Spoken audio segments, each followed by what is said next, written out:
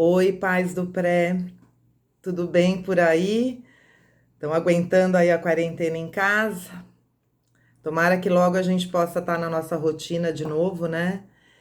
E muita saudade das crianças, difícil para vocês, difícil para a gente também, porque elas preenchem muito o nosso dia, a gente está com muita saudade. Mas tomara que rápido a gente possa estar junto e isso passe logo, todo mundo possa retomar a sua vida, né? Enquanto isso, a gente estava pensando na preocupação que vocês, pais do pré, podem estar aí em casa, pensando que essas crianças o ano que vem vão estar em outras escolas, né? E como é que elas vão se sair tendo que esse ano do pré meio partido aí, né? Com essa quebra. Então, assim, a princípio, fiquem tranquilos, todos vocês. Eles vão dar conta, sim, eles são muito inteligentes, eles pegam tudo muito rapidamente. Todo mundo que vai entrar no primeiro ano também teve essa quebra, então isso vai ser comum a todos. Mas as professoras já estão se preparando, já estão pensando num monte de atividades, um monte de possibilidades para a gente tentar suprir esse tempo que a gente ficou longe deles, né? Mas a gente pode dar algumas dicas para vocês, para tranquilizá-los e também para falar um pouco de quem é essa criança do pré, né? A gente. É uma pena que tenha sido justamente no último ano de espaço aberto dessas crianças que isso tenha acontecido, porque a gente fica com muita pena deles perderem as chegadas das histórias, a areia, o banho de esguicho, o pé na areia, né? Ficar sem camisa, brincar bastante e tal. Mas a gente vai tentar tirar o atraso quando a gente voltar. Por enquanto, vamos falar um pouco. A gente ia fazer a reunião lá do valor da idade do pré. A reunião já estava pronta com uma série de bons de bico para vocês, representando a qualidade dessa criança e dizer o que que a gente faz nesse ano com as crianças do pré. E na verdade, assim, a gente fala assim, a gente fala sobre alfabetização, a gente trabalha matemática, a gente trabalha, instiga a criança com relação à leitura e à escrita, mas na verdade a maior característica dessa criança de 5 anos é a investigação do mundo. Então, acho que isso é a coisa mais importante de vocês não perderem de vista nesse momento e tentar mexer com isso. Como é que vocês podem fazer isso? Investigar o mundo junto com a criança. E, a leitura e a escrita, a alfabetização, até é uma consequência disso, porque é um código também a ser descoberto, também a ser desvendado por eles. Então, procurem nesse momento responder as perguntas deles ou investigar junto com eles, né? Como é que a gente pode levar um pouco da espaço aberto aí para casa de vocês nesse momento? Se a gente pensar nas coisas que a gente faz na espaço aberto, por exemplo, as pesquisas. Isso é uma coisa que eles gostam muito de fazer, já devem ter tentado fazer pesquisa com vocês aí em casa, né? Mas coloquem eles para fazer pesquisa, ligar para a avó, ligar para a tia, para a madrinha, fazer pesquisa por telefone, tentar descobrir como as coisas funcionam. Então, não sei, como funciona um rádio. Ah, seu avô sabe disso, liga para ele, pergunta, depois a criança desenha. Ai, será que as pessoas preferem sorvete de chocolate ou de morango? Vamos fazer uma pesquisa para ver qual que a gente compra. Liga, fala com o vizinho, fala com, enfim, com todo mundo que encontrar. Sempre é um jeito da criança estar pesquisando, né? Tá descobrindo sobre o mundo, que é a tarefa dessa criança do pré, né? É o que ela mais quer fazer. Uma coisa importante de fazer com essas crianças nesse momento também é jogar. Jogar tudo que for jogo, todo tipo de jogo. Então, os jogos podem ter letra? Podem. Se as letras fizerem algum sentido para essa criança. Não adianta você ficar tentando fazer um monte de jogo de alfabetização, sendo que a criança ainda não está interessada nisso. Mas qualquer tipo de jogo para ela é legal nesse momento. jogos com regra, jogos de trilha, né, de percurso, jogos corporais até, mímica e esconde-esconde, tudo que é tipo de jogo que tenha desafio para essa criança é interessante, né? Como é que a Espaço Aberto trabalha a matemática? A gente trabalha principalmente a matemática de forma oral. Como assim? Nas músicas, então a gente canta muito enumerando coisas, a gente canta quando bate corda e está contando quantas vezes eles conseguem pular. Até a alfabetização a gente trabalha nesse momento, quando a gente pergunta lá com quem eles pretendem se casar, batendo, enquanto bate corda. A gente trabalha também através do calendário, mas é uma coisa que eu não vou pedir para vocês fazerem nesse momento, porque na verdade a agenda deles deve estar com com poucos compromissos aí, né? Então eles não têm como ser referência para eles nesse momento. Mas a gente trabalha muito oralmente, inclusive colocando problemas. A gente acha, digamos assim, fazer uma pergunta para as crianças: se você ficasse sozinho aqui em casa na quarentena, como é que você ia fazer para comer? Como é que você ia fazer? Você ia chamar alguém? Não ia? Como que você ia chamar essa pessoa? Você sabe o telefone dela? Como é que você ia fazer para se alimentar? Isso tudo é matemática. Não tem número necessariamente, né? Mas tem o raciocínio lógico. E os números, a matemática, o raciocínio lógico está muito presente no nosso dia a dia, né? E no dia a dia das crianças também. Então é por aí que a gente vai aguçando esse tipo de coisa. Tem um pacote de biscoito. Como é que a gente divide esse pacote aqui? Em quantas pessoas nós somos? Dá para dar um para cada um? Não dá? Isso tudo são formas de você ir trabalhando o raciocínio da criança, o raciocínio matemático, mantendo isso no dia a dia deles, né? Tem aquelas músicas, música eu vou falar depois mais para frente na alfabetização, mas se você quiser unir, por exemplo, a pesquisa com a matemática, põe a criança para pesquisar quantos tapetes tem na sua casa, quantas vezes você trocou a fralda do irmão menor, quantas vezes num dia você troca a fralda do irmão menor. E é muito importante que a criança registre esses conhecimentos que ela vai adquirindo, essas coisas que ela vai descobrindo. Esse registro pode ser através de letras, pode, se a criança quiser escrever o que ela descobriu. Pode ser através de números, pode ser através de colunas que ela vai pintando. Vocês fazem duas colunas como se fossem duas colunas divididas, e a criança vai pintando, no final acaba saindo um gráfico dali. Se a quantidade é grande, a criança ainda não sabe fazer os números, ela pode botar palitinho, xizinho. Enfim, o importante é registrar, porque esse registro no papel organiza as informações das crianças. Então, isso é uma coisa interessante para vocês terem sempre em mente, né? O desenho é uma forma de registro muito interessante, e também é muito interessante que a criança desenhe bastante. Ela se organiza no papel, ela vai treinando esse tipo de coisa. E vocês podem incentivá-los a desenhar qualquer tipo de coisa. Então, meu filho não gosta de desenhar. Ah, tá bom. Então, sei lá, gruda um botão ali e fala para ele: Nossa, o que que é isso aqui? O que que isso pode se transformar? Nós podemos transformar ele no quê? Ah, pode ser o olho de uma pessoa, então vamos desenhar uma pessoa a partir desse olho. Ah, pode ser a direção de um carro, então vamos desenhar um carro a partir desse botão. Cola um pedacinho de barbante, cola uma pena, cola, sei lá, qualquer coisa, um pedacinho de macarrão para a criança desenhar um prato. Desafia a criança a desenhar. Então, se é um menino que só pensa em jogar futebol, pede para ele desenhar a boneca da irmã. É uma coisa totalmente diferente que ele nunca desenhou, para realmente ele tentar fazer coisas que ele nunca fez, ser desafiado, para que ele possa gostar de desenhar, possa criar esse gosto, né?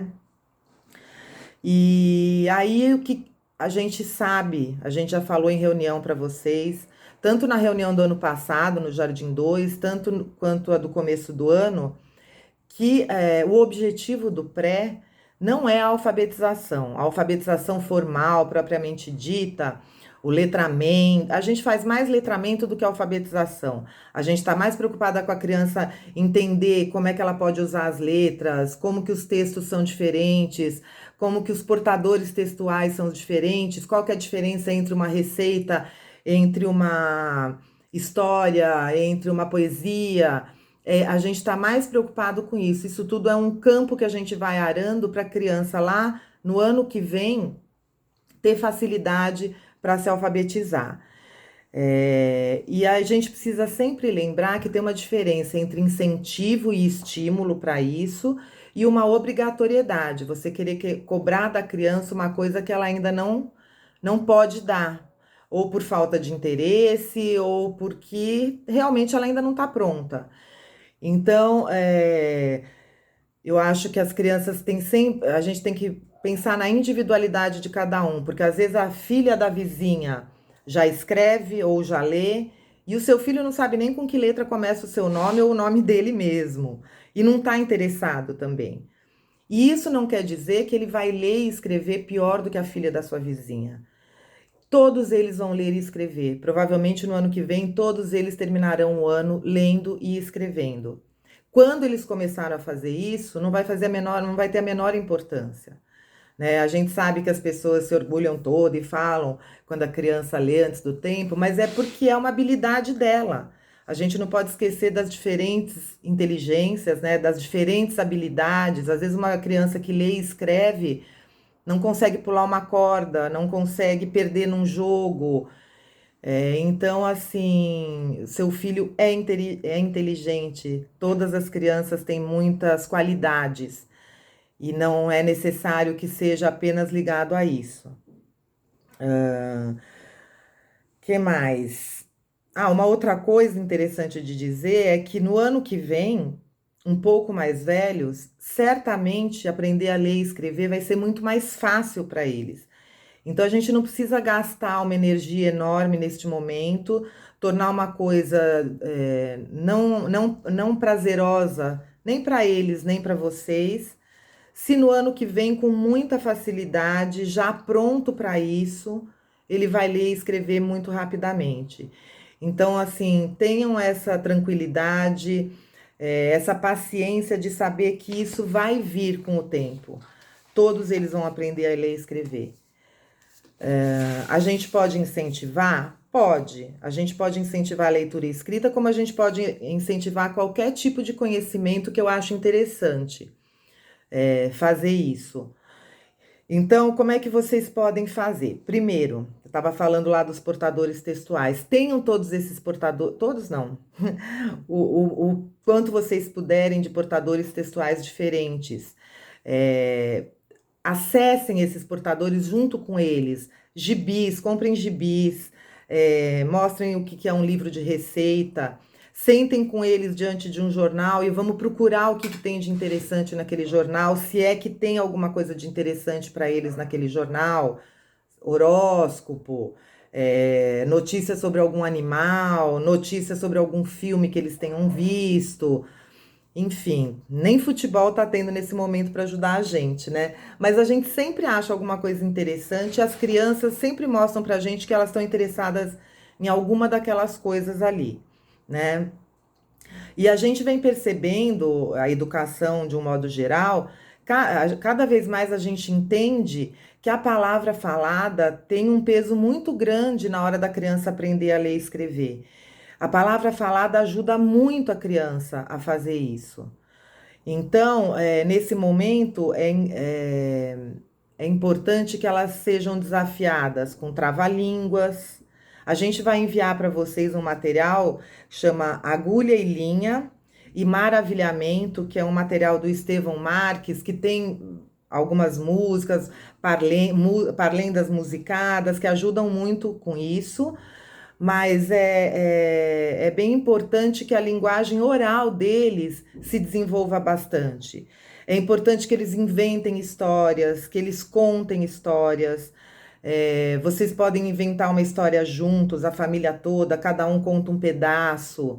um começa, o outro dá continuidade. Vocês podem inventar histórias malucas, histórias de super-heróis, histórias de esportistas, histórias de terror, né? De medo. Isso tudo desenvolve muito a linguagem oral deles e isso vai ajudar muito lá na frente. Eu costumo dizer, porque a gente ouve muito e porque eu sou muito fã do trabalho que a gente faz e sou muito vaidosa com relação a isso, o feedback que a gente recebe das escolas de ensino fundamental é que mesmo aquelas crianças nossas que não chegam lá no Fundi 1, lendo e escrevendo, assim que elas dominam essa ferramenta, os textos delas são muito bons, porque ali tem muita imaginação, ali tem senso de humor, ali tem brincadeira, os textos deles têm começo, meio e fim. Então vamos nos preocupar com esse tipo de coisa nesse momento, que é uma coisa de base que vai seguir com eles para a vida toda, porque eles vão ler, ponto final. Né? Quando eles tiverem lá 10 anos de idade, ninguém vai dizer se eles aprenderam a ler e escrever com 7, com 8 ou com 10, ou com 4. Né? Eles vão estar lendo. Então não se preocupem com isso. Preocupem-se agora em problematizar a vida deles. Cutuquem, né? Ah, tá. Como que será que um rádio funciona? Por que que você faria dessa forma e não dessa outra forma? Isso acho que é o maior presente que vocês podem dar para eles, né, com relação a isso, né? Mudem finais de história. A hora que você contar uma história, fala: e se a gente inventasse um final diferente para essa história? Trava-língua, decorar parlendas, brincar com rima, sabe? Fazer aquelas gracinhas com rima. Existem algumas músicas que trazem letras, eles gostam muito disso, ficam ali aflitos, esperando a hora deles, né, da letra deles ser contemplada. Então, tem aquela música, por exemplo, o L é uma letra que faz parte do ABC. Lila, você não sabe o quanto nós gostamos de você. E aí vocês vão cantando essa música com a letra de cada um da família ou das pessoas que eles gostam, dos amigos. Isso é uma coisa legal de fazer. Tem aquelas brincadeiras que a gente faz quando tá viajando para matar o tempo da criança, sabe? Quando eles começam a ficar aflitos. Então, com que letra começa, com que letra termina? Ah, vamos falar nomes de animais. Eu começo, depois é você, depois sou eu, depois é você. Vamos ver até onde a gente vai. Isso tudo a gente está desenvolvendo o vocabulário das crianças, está ampliando a visão das crianças do conhecimento. Uma brincadeira que dá para fazer com eles é a forca. Eles já fizeram isso, estavam começando a fazer isso na escola, mas para fazer isso, usem nomes mais conhecidos deles, o próprio nome deles, o nome de um irmão, do pai, da mãe, enfim. Na banca tem aquelas revistinhas de palavra cruzada para pintar de uma forma ou de outra. Eu acho que isso também é interessante para eles nesse momento, né? Agora, uma criança que ainda não está interessada em aprender a ler e escrever, é porque para ela simplesmente a leitura e a escrita ainda não faz sentido. Então, uma outra coisa que a gente pode ajudar nesse momento é ajudar esse código aí de comunicação fazer algum sentido para a criança, ter alguma serventia. Então, vocês podem pedir para eles ajudarem a escrever uma lista de mercado, por exemplo. Ah, o que você quer que a mamãe compre, o papai compre? Um sorvete? Vamos pensar junto, então. Com que letra começa o sorvete? Ah, então você põe a primeira letra e eu escrevo o resto. O que mais que a gente precisa comprar? Ah, e o leite acabou. Com que letra começa o leite? Então, esse tipo de coisa pode ajudar bastante. Escrever um bilhete, você pode, por exemplo, combinar com ele. Vamos escrever um bilhete para a Jaina? O que você quer falar para a Jaina? Me diga o que você quer dizer que eu vou te ajudar a escrever. Então, ele pode colocar a primeira letra, vocês continuam, ou eles podem tentar escrever, levantando hipóteses de escrita e vocês vão ajudando. Enfim, isso tudo pode ser feito. Receita também pode ser feito, deles escreverem e irem desenhando do lado o que eles escreveram, que foi naquela receita. Colocar avisos de repente na cama deles. Então, se um dia eles vão ter uma surpresa, É, sei lá, a vovó vai ligar em vídeo para eles, faz tempo que não vê, escrever vovó na cama com um papel e ajudá-los a decifrar aquela escrita para descobrir que surpresa que vai ser. Enfim, tem várias formas da gente incentivar, mas não obrigar, não cobrar, né? Para não se tornar uma coisa chata. A gente está muito mais preocupado que o conhecimento, que a relação com o conhecimento seja gostosa para a criança, tá? Na parte prática, na questão de parte prática, vocês podem nos ajudar em alguma coisa, em coisas que a gente gostaria que não se instalassem ou que se instalassem nas crianças nesse momento. Uma delas é quando vocês forem escrever qualquer coisa para as crianças, lembrem-se de escrever com letra bastão. O que que é a letra bastão? É a letra de forma maiúscula, né? Então é aquele A assim, né? Letra de forma maiúscula. Outra coisa que a gente pede que vocês observem, se a criança está segurando o lápis muito forte ou muito fraco, muito sem força, a apreensão do lápis, se está de uma maneira correta.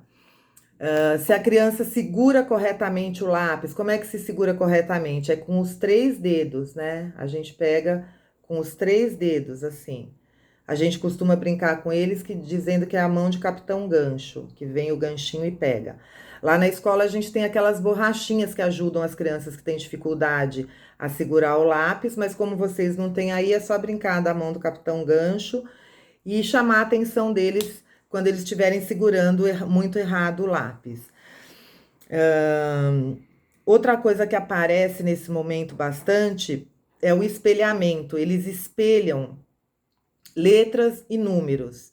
Isso é uma coisa que não é para vocês corrigirem, a menos que a criança já esteja se incomodando com aquilo, porque às vezes a gente vê uma criança que põe lá um S, é, sei lá, ao contrário, e pergunta: tá do lado certo?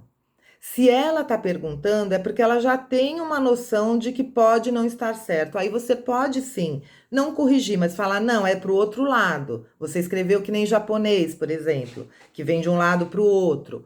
Mas isso se a criança estiver preocupada com aquilo. Do contrário, isso não é necessário, tá? Isso vai se corrigir automaticamente lá para frente. É normal que isso apareça ainda por um bom tempo.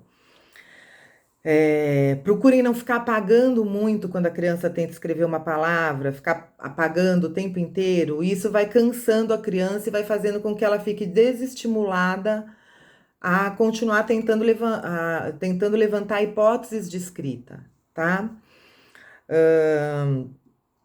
O certo e o errado nesse momento, quando a criança está descobrindo a leitura e escrita, é muito relativo. Existem algumas fases do desenvolvimento da leitura e escrita, principalmente da escrita, quando a criança começa a tentar escrever coisas, existem algumas fases que não são certas ou erradas. Elas estão dentro do esperado. Então, às vezes, a criança vai tentar escrever pato e ela põe AO. Não está errado, ela está numa das fases da descoberta dessa leitura e dessa escrita. Então, fica muito difícil a gente dizer o que é para ser corrigido ou o que não é. O que não tem nada errado e nem nada certo. O que a gente tenta nesse momento, nós educadoras, nós pedagogas, vamos dizer assim, porque educadores vocês também são, é tentar entender como é que a criança está pensando esse processo da leitura e da escrita, né? Então, dizer nesse momento que uma coisa está certa ou errada é correr um risco grande de cometer erros, né? Tá bom? Agora, um aviso. A Mônica falou com vocês, mandou o vídeo para vocês sobre a reposição que a gente vai fazer no contraperíodo e aos sábados. A gente gostaria de pedir que as crianças de pré, em especial, procurem não faltar, para a gente poder correr atrás aí desse tempo que a gente ficou longe das crianças, tá? Não tanto em conteúdo, mas assim, em ver se a criança está com alguma dificuldade, como é que a gente pode ajudar nessa dificuldade. Então, quando a gente voltar, tomara que seja logo, Procurem fazer com que, na medida do possível, que as crianças não faltem, tá? E eu acho que uma outra preocupação que pode estar aí com vocês neste momento é a escolha da escola, né? Para onde essas crianças vão no ano que vem. Não é só espaço aberto que está fechada, a maioria das escolas está. Então, eu acho que isso também vai se prorrogar. O que eu acho que vocês podem fazer nesse momento é se antecipar e começar a dar uma olhada no site das escolas que vocês se interessam, dar uma olhada no espaço físico de cada escola, ver a proposta que está escrita lá. É lógico que isso não descarta uma visita, uma conversa com a coordenadora, mas eu acho que vocês podem ir fazendo uma peneira através de valores, de projeto pedagógico, já dá para vocês fazerem uma peneira e pensarem nessas visitas lá para frente. A Mônica, nesse momento, está entrando em contato com as nossas escolas parceiras para saber como é que elas estão se programando para esses pais, né, do ano que vem. Ela vai dar uma devolutiva para vocês nesse sentido em breve. Mas eu acho que vocês já podem ir agilizando esse tempo aí. Acho que por enquanto é só isso. Eu queria dizer que eu sinto muita falta das crianças, muita falta delas na minha sala, das conversas que a gente tem.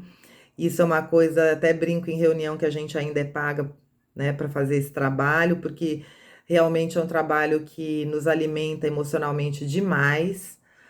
Então, todas nós estamos loucas para voltar a trabalhar, a gente não vê a hora. Tomara que isso seja muito, muito em breve, com segurança para todos, né? E por enquanto, acho que o recado que eu queria deixar era esse.